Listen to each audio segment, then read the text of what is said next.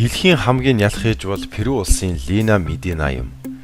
Тэрээр 1933 онд Перугийн нэгэн жижиг тосгонд ядуу айлын гэр бүлд мэндэлсэн бөгөөд 1939 оны 5 сарын 14-нд 5 нас 7 сартай дан хүүхэд төрүүлсэн юм. Гидсэн томроод буй охиныг эмч нар эхэлж үзэхдээ хавдар гарчил гэж бодож. Гэвч сайтар шинжилгээ хийсний дүнд 7 сартай жирэмсэн болохыг нь тогтоожээ. Эмч нарын тогтоосноор Лина Медина хитгэн сартай байхдаа гормоны асуудалтай болж 8 сартайд нь сарын тэмдэг анх ирсэн байна. 4 настайдаа сүүний булчиргааны хөгжиж 5 настайдаа таазан томорч төрөлтөнд бие нь өөрөө бэлдэж эхэлсэн гэдэг. Лина дөнгөж 5 настай учраа өөрөөрөө төрөх ямарч боломжгүй бөгөөд кесарево хагалгаа хийж хүүн хорвоонд мэндэлсэн байна. Хүүгийн биеийн жин 2 кг 700 г бөгөөд хэвийн эрүүл. Ингээд Лина хүүгийнхаа хамт хоёулаа зэрэг өсөж тойрнох болов.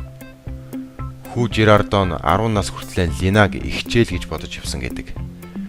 Хүмүүс түүнээс хүүгийн эцэг нь хий юм бэ гэж түмэнтэй асуусан ч тодорхой хариулт өгөөгүй байна. Цагдаа нар 1939 онд буюу Лина хүүгийн төрүүлсэн жил түүний эцгийг баривчлан хорж охиноо хүчинтсэн хэрэгт буруутгажээ. Гэвч нотлох баримт хангалттай биш гэсэн шалтгаанаар сулхаас руу аргагүй хөрсөн.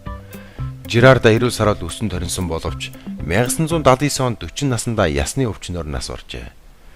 5 настайдаа жирэмсэлж хүүхэд төрүүлсэн талаараа огтом нээж байгаагүй Лина өдгөө 86 настай бөгөөд амьд сэрүүн байдаг аж. Дэлхийн хамгийн бяцхан эмэгтэй Стейси Хэралд нь ердөө 71 см өндөртэй юм. Түүнийг эмч нар жирэмсэн болохыг хориглож байсан хэдий ч Стейси Хэралд нь 3 хүүхдийн ээж болж чаджээ. Тэрээр генетикийн өвчлөлттэй бөгөөд эмзэг ясжилттай үүнээс үүдэн дотоод эрхний асуудал үүсдэг байна. Стейси 2004 онд Уйл Хэралдтай гэр бүл болсон юм. Уйл Хэралд түүнээс 9 нас дүү боловч хэвийн хэмжээний өндөртэй тодорхойлбол 175 см аж. Тэд анх супермаркетад танилцж байсан түүхтэй. Тэдний гэр бүл болоход эмч нар Стейси хизээж хүүхэдтэй болж чадахгүй гэдгийг анхааруулж байжээ. Харин удалгүй Стейси хөл хүнд болсон төдийгүй эхний төрөлд маш хялбар төрсөн байна. Гэвч тэрхүү охины ээжийнхээ өвчнийг үүлсэн байжээ. Үүний дараа тэд дахин нэг охинтой болсон бөгөөд тэрхүү охин эрүүл сарвал төрсөн байлаа. Ингээд тэдний 3 дахь хүн мэдлэгэд харамсалтай хөвгөн төгс бос буюу остеогенезтэй байв. Стейси 44 наснда ертөнцийн мөн хүсийг үзүүлсэн юм. Германы Витен хотод мэндэлсэн Эмили Грабарчиг охин манай гариг дээр хамгийн жижиг төрөөд амьдарч чадсан бяцхан хүүхдэд тооцогдож байна. Тэрээр ердөө 226 г жинтэй 22 см өндөртэй байжээ. Германы хүүхдийн гэгээмээр эмнэлгиймч бахмаа бяцхан охины амьдэрсэн ёстой гайхамшиг гэжээ. Эмилийн их Лукасыг жирэмсний 26-7 хоногтой байхад нь хөврлөн тэжээлээр дутагдж үхэж болцсохгүй байсан болохоор эцэг их нь хийсвэрээ гаргаж авахыг зөвшөөрсөн гэнэ. Ангаах ухааны түүхэнд хамгийн багадаа 400 г жинтэй хүүхдэл төрж байсан. Тэгээд ч амьд гарах найдвар тун бага байдаг. Хэвий өснө гэдэг хэцүү гэж үзэж байсан ч Эмили одоо аюулыг гитэлж ерийн хүүхд шиг өс тойрнож байна. Түүнийг Томас Бэти гэдэг. Урд нь эмэгтэй байсан ч 23 настайдаа эрэгтэй болохоор эрс зэрэг шолоодож, эр даавар өөртөө суулгаж хөхөө ахуулсан ч хүүхэд тэг саван үлдээхээр шийдсэн юм. Хуулийн дагуу эрэгтэй хүн болж өөрчлөгдсөн бөгөөд Нэнсиг их өөрөөсөө 10 насаар ихч бүсгүйтэй танилцсан дотноос гэр бүл болсон байна. Гэтэл Нэнси харамсалтайгаар хүүхэд төрүүлэх боломжгүй байж тааран ихэд шаналж байгаа эхнэрийгээ өрөвдсөн залуу өөрөө хүүхэд хийхээр шийдсэн юм. Түүнд үр суулгаж жирэмсүүлсэн аж. 2008 онд ийхүү тэрээр дэлхийн хамгийн анхны жирэмсэн эрхэх тодтголыг хүртсэн билээ.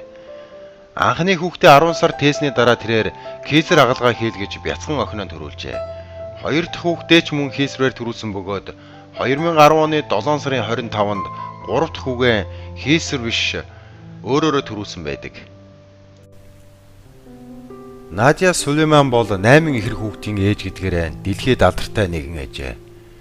Тэрээр 8 ихэр хүүхдийн ээж болохоос өмнө насанд хүрэгчдийн киноны жүжигчин байсан юм.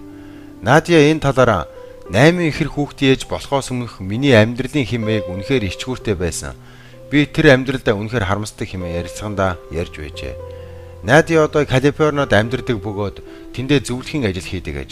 Тэрээр 2009 оны 1-р сард 8 ихэр хүүхд төрүүлсэн бөгөөд өөрийн 14 хүүхдээ бүгдийг нь үр тогтоох аргаар төрүүлсэн гэдэг. Фёдор Васильев хэмээх Оросын тариачин эр хүний анхаарал татахгүй ч Түүний эхнэр Валентина Васильев хамгийн олон хүүхэд төрүүлсэн эмэгтэй амжилт тогтоожээ. Тэрээр нийтдээ 69 хүүхэд төрүүлсэн байна. Гэвч энэ эмэгтэй амьдрал болон төрсөн он нас барсан өдрийн талаар дэлгэрэнгүй мэдээлэл байдаггүй аж. Энэ эмэгтэй 1725-аас 1765 оны хооронд 16 удаа 2 эхэр, 7 удаа 3 эхэр, 4 удаа 4 эхэр хүүхэд төрүүлж нийтдээ 27 удаа амардсан байна. Хамгийн олон хүүхэд төрүүлсэн эмэгтэй нь 69 хүүхэд нь 9 минут бойжжээ. Орчин үеийн амжилтын эзнэр Чилийн Сан Антонио хотын Леонтино Альбина гэдэг эмэгтэй шалгарчээ. Одоо 70 нас хүрч буй энэ эмэгтэй 64 хүүхэдтэй болно гэж ярьдаг байна. Тэрээр 55 хүүхэд төрүүлэн Генсийн дээд амжилтын ном нэрээр бичүүлж байжээ. Энэтхийн Ражо Деви Лохон гэдэг 70 настай эмээ 2008 оны 11-р сард анх удаа амарчжээ. Тэрээр хүүхэдтэй болохыг 40 жил хүлээсэн бөгөөд хүүхдээ 3 нас хүртэл хөхөөрөө хоолно гэж төрснийхээ дороо ярьсан байна. Омарке Фамвар гэдэг 70 настай эмэгтэй дэлхийн хамгийн хөгшин ээж энийг болно гэж огт төсөөлж байгаагүй гэнэ. Тэрээр зөвхөн хүүтэй болох гэсэн цорын гац хүсэлтэй байжээ. Тэрээр 70 настай нөхөр Чаран Синг Фамвартайгаа ярилцсан хиймлэр үр тогтоох эмчилгээ хийлгэсэн байна. Нас дээр гарсан хос үлдсэн хөрөнгөө өвлүүлэх хүнтэй болохын тулд үхрүүдээ зарж эдлэн газраа барьцаан тавин үр тогтоох эмчилгээ хийлгэсэн байна. Үүний эцэст халагтай Фамвар энэтхийн шин Дели хотын эмнэлэгт мис засны аргаар ихэр хүүхдээ төрүүлжээ. Фамварын гэр бүл насанд хүрсэн 2 охинтой бөгөөд 5 ачтай байжээ. Кароле Хорлок гэдэг 42 настай эмэгтэй 13 жилийн хугацаанд 12 хүүхэд төрүүлсэн байна. Тэрээр нэг удаа 3 ихэр хүүхэд төрүүлэн богино хугацаанд хамгийн олон хүүхэд төрүүлсэн дээд амжилтын эзэн болсон байна. Би анх нэг л удаа хүүхэд төрүүлнэ гэж боддог байсан. Гэвч амьдралдаа сэтгэл хангалуун байдаг гэж Карола ярьжээ. Элизабет Ан Баатл гэдэг эмэгтэй Белинда Жозеф гэсэн 2 хүүхэд төрүүлжээ. 2 хүүхэдтэй гэдэг нь тийм сонирхолтой биш. Белинда 1956 оны 5 дугаар сарын 19-нд ээжигээ 19 настай байхад төржээ. Харин хамгийн сонирхолтой нь Белинда төрснөөс хойш Жозеф төрсөн хугацаа юм. Энэ хоёр төрөлт хамгийн урт хугацаатай аж. Жозеф 1997 оны 11-р сарын 20-нд ээжигээ 60 настай байхад төрсөн байна. Элизабет 2 дахь хүүхдээ эхний төрөлтөөс 41 жил 185 өдрийн дараа төрүүлсэн байна.